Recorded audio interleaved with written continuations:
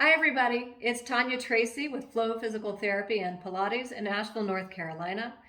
And I'm back again with Feature Area Friday. So, outside, we are having our first false spring here in Appalachia, which means the weather is gorgeous. Everybody is getting outside and they're biking, they're hiking, they're running, they're kayaking, they're playing tennis, they're just doing it all. And it is great to see. It's also a reminder to me that this is when people start to have injuries pop up, partly because maybe some of your body has been hibernating through the winter and is coming out of it, or maybe you've been just doing a little bit less and it's just a little out of practice. So, my focus today is the core.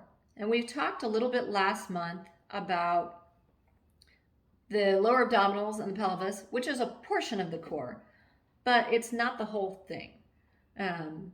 So the whole core, when we really think it through, you have the diaphragm up top, you have those abdominals, especially those lower deep abdominals for the front, you have the pelvic floor as the bottom, you have the sides, which are your obliques, and at the back we have these really small but numerous muscles called the multifidi. And these muscles' function is to keep our trunk more still. It flexes a little bit. We need some mobility, but it basically keeps it as this strong center for our arms and legs to work off. And they work more efficiently whenever our core is stable. So I think a good example of this is like when we're walking on something like loose sand or mud or a trampoline or like one of those blobby water bubble things, it's hard to walk because our body, our legs aren't pushing off of something that's holding still and pushing back. That's one of Newton's laws we learned in high school. So if we don't have something pushing back, we kind of sink and we have to work a little harder. Whereas if we walk on a sidewalk like concrete, it's very firm. So when our leg pushes down that concrete, it pushes back on us and kind of helps us move. So our core is the same. We want something stable here so that when our arms are moving, we're not moving off of something that's floppy, we're moving off of something that's really still, so it doesn't have to work as much. So when our bodies don't have to work as much, they're more efficient with their energy use, they don't get as tired, and if you're not as tired, your muscles aren't as prone to injury would be the word we're looking for here. So what I'm going to talk about today is some very basic core stability stuff. Last week's stuff with the lower abdominals, you have to be able to do those in order to do what I'm showing you today. So the first thing I'm going to go over is a plank. So for planks, there's a variety of ways to do them, but the most basic way to do them, starting out, is from the knees. It's a lot less pull on the muscles and your low back. So I tend to have people go from their elbows and their forearms because it activates some of these shoulder muscles a little bit better. In my opinion, you can get the shoulder blades engaged a little bit more. I'll show you both versions. So when you're going from the elbows, if you start by laying down on the ground, you want your elbow actually behind your shoulder before you get up. And I'll show you why in a moment. So abs, we're already tightening our abs. So it's almost, you feel that lifting feeling that you do, or like that hugging the bladder or drawing those pelvic bones towards each other. You get your knees set. Press up through those elbows. Lift. And so it should be a nice straight line. With our head, you're going to have your eyes looking down and imagine that there's a laser pointing from the top of your head out in front of you. So you keep a nice long line. We don't want sagging low backs.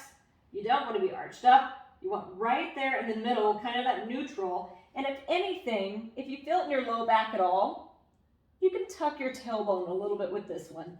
It doesn't have to be a completely neutral spine. The last thing we want to do is feel this in our low back.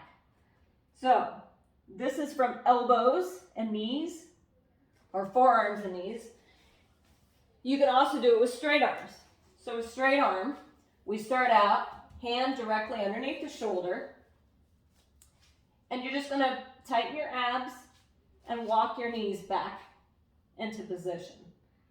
So this is all there is to it. The other thing is we don't want our shoulders up by our ears. We want to draw them down and feel like we're kind of pushing the floor away. So we're not just sinking into those shoulder blades. We're spreading those shoulder blades apart or feeling like we're pushing the floor away. So that is a plank from hands and knees. That is like the lower end of doing a plank, and that's a good spot again for a beginner. And you can start out 15 seconds and work your way up to a minute. So the next step is going to be a full plank. So the full plank, again, I'm going to show you from forearms.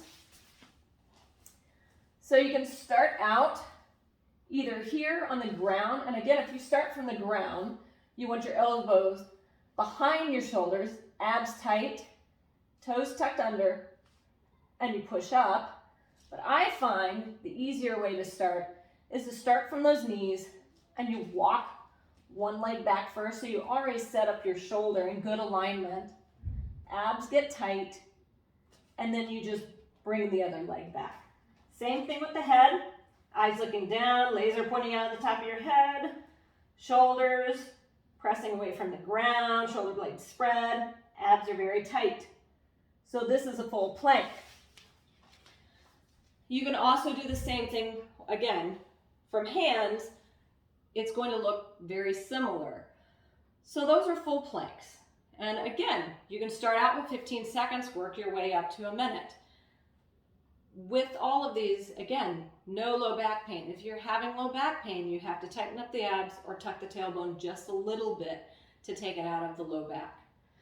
So the last one I'm going to show you is actually a Pilates exercise that takes the plank one step further and really ties that stability aspect into it.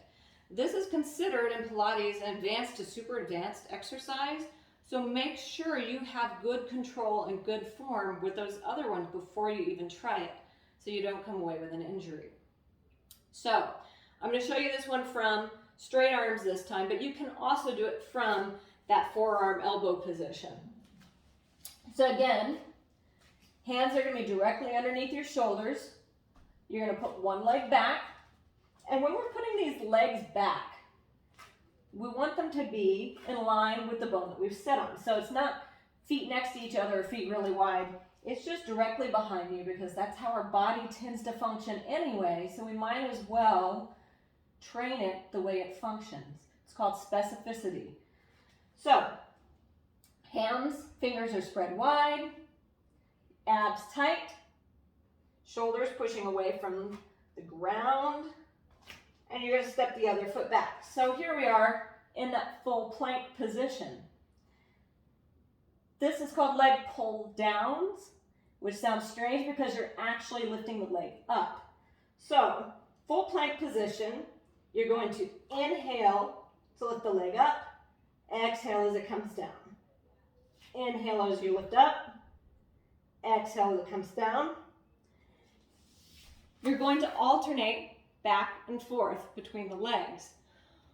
When we're doing that, what we want to be mindful of is that our back doesn't sag as we lift a leg up, and our back doesn't just rotate as we lift it up. So we're not looking for any of that. Back has to stay the same position, and the leg lifts. So that's where the stability comes from. We're taking away one of the parts that is our base of support.